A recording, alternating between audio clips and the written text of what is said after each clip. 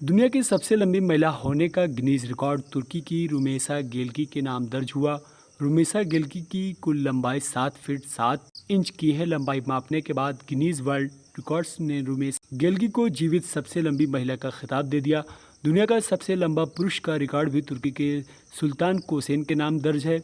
उनकी लंबाई 2018 में 8 फीट 2.8 इंच मापी गई थी। रिपोर्ट में बताया गया है कि रुमेसा गेल्की वीवर सिंड्रोम से पीड़ित हैं। इस सिंड्रोम से पीड़ित लोगों की लंबाई असामान्य रूप से बढ़ती रहती है। कई मामलों में वीवर सिंड्रोम से पीड़ित लोगों का शरीर बढ़ जाता है, लेकिन उसके अनुपात में उनके सिर का साइज छोटा रहता है। इसके साथ ही पीड़ित का दिमाग भी सामान्य तरीके से काम नहीं करता और वह बौद्धिक अक्षमता से पीड़ित हो जाता है। गिनीज वर्ल्ड रिकॉर्ड में नाम दर्ज होने के बाद रुमेसा गेल्की ने कहा कि हर नुकसान अपने लिए एक लाभ में बदल सकता है, इसलिए खुद को स्वीकार करें कि आप कौन हैं। अपनी क्षमता से अवगत रहें और अपना सर्वश्रेष्ठ प्रदर्शन करें। 2014 में गेल्की ने जीवित सबसे लंबी टीनेजर के रूप में गिनीज वर्ल्ड रिकॉर्ड में नाम दर्ज करवाया था।